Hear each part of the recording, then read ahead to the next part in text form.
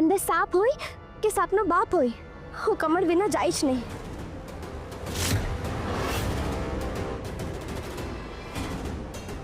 હું જઈશ.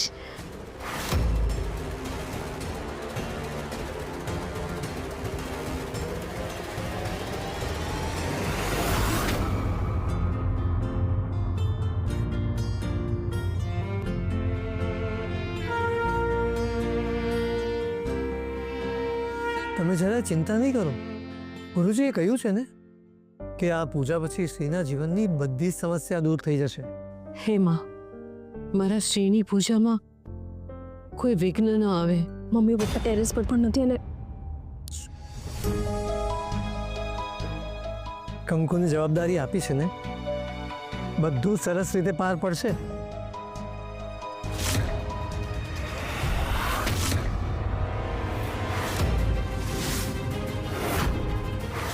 ભગવાન, આ શું? આ કમળનો ફૂલ તૂટી કઈ રીતે ગયા?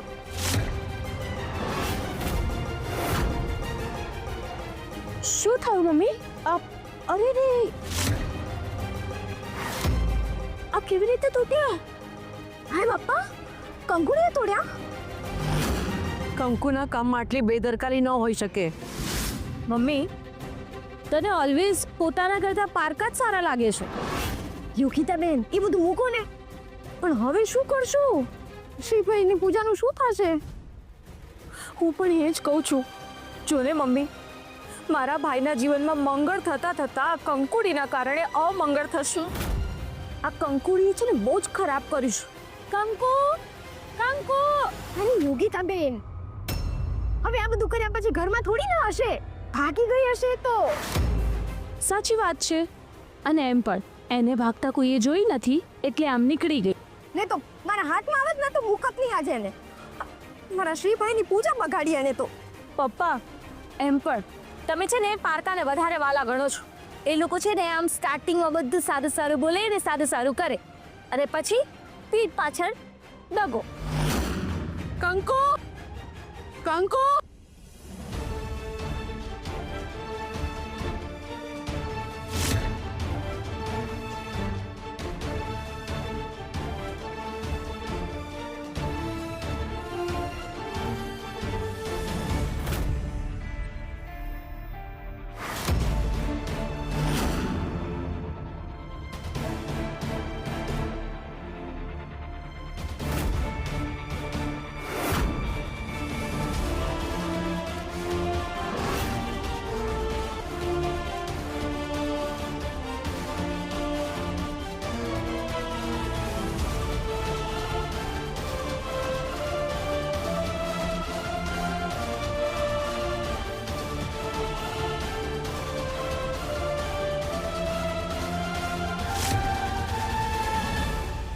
હવે બસ 2 કમર જોઈએ છે.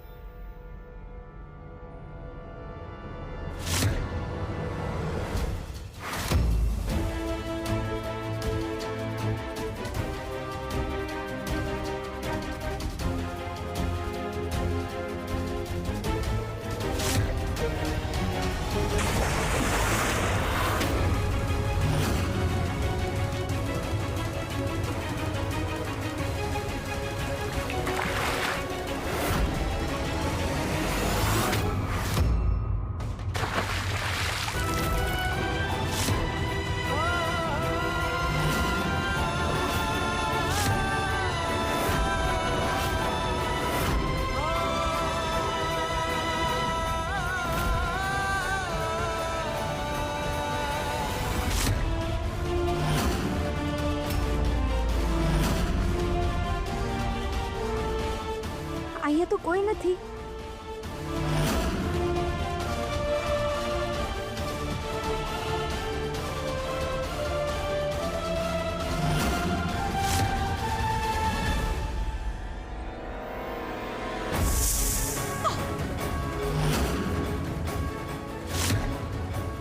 હા તો નક્કી આ સાપનો જ ડંખ છે. બેન, અંદર પાણીમાં જવાની મનાઈ છે. મારે કમળ જોઈએ છે. બેન, અંદર સાપનો ઢગલો છે, રહેવા દો. પરીક્ષા લે માવડી, પણ એમાંથી બહાર તું જ લાવજે.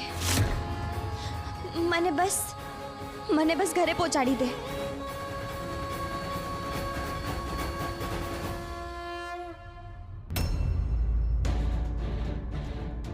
અત્યારે મારા રૂમમાં? રિયા, તું તો આ સમયે અત્યારે મારા રૂમમાં આવે સારું ના લાગે. રિયા, શું તું? શ્રી આપણે મેરેજ કરવાના છે. લગન પહેલા આવી રીતે એકાંત મને બરાબર નથી લાગતું. રિયા, મારી વાત સમજ.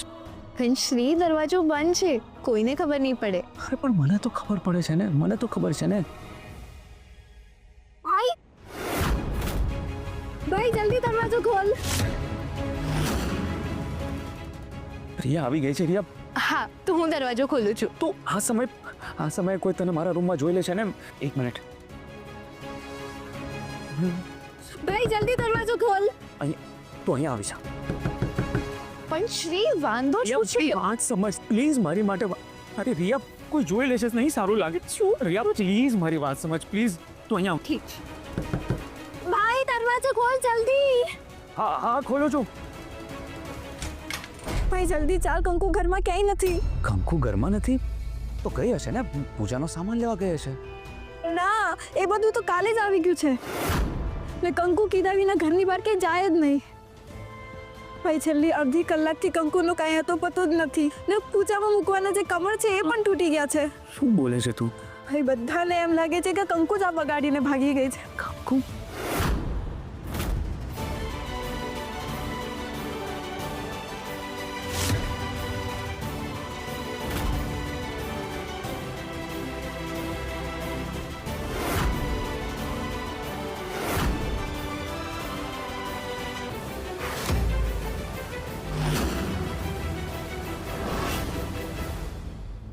ભગવાન, હાય બાપા, મમ્મી હવે સમજાણું ને કે પારકા લોકો પર આટલો ભરોસો ન કરાય.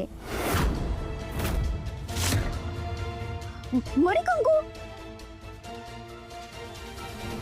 ના.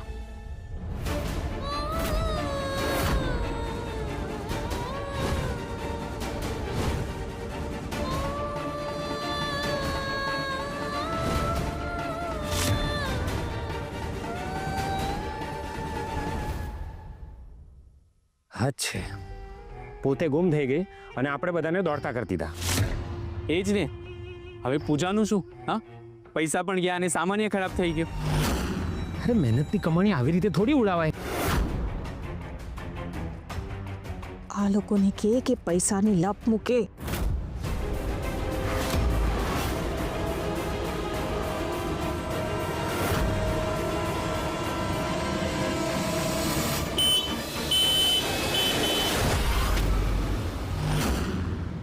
આવું તો ક્યારે નથી થયું. ક્યાં જતી રહી હશે કંકુ? મમ્મી તમે પ્લીઝ રિલેક્સ રહો. બધે પૂછી જોયું, કોઈને કંઈ જ ખબર નથી. મને લાગે છે આપણે પોલીસમાં જાણ કરી દઈએ. અરે પોલીસ જે ગુમ થયું હોય ને એને શોધે, એને નહીં કે જે ભાગી ગયું હોય. ને આમ પણ એડલ્ટ વ્યક્તિ ગુમ થાય તો 24 કલાક પહેલા પોલીસ કમ્પ્લેન પણ નથી લેતી. હું તો કહું છું કે આ શોધવા ઓધવાની લપ જ મૂકી દો. એમ પણ એ ભાગી ગઈ ત્યારે ક્યાં? યોગીજી, ને કંકુ જાતે ગઈ છે કે પછી એની સાથે બીજું કોઈ થયું છે આપણને ખબર તો નથી ને યોગીજી. કંકુ નથી પણ એનો વકીલ તો અહીંયા જ હાજર છે. શ્રીભાઈ, ક્યાં ઘરનું માણસ છે કે આટલી લપ કરો છો? ઘરની નહોતી તો પણ બધાની ચિંતા ઘરના લોકો કરતા વધારે કરતી હતી ને.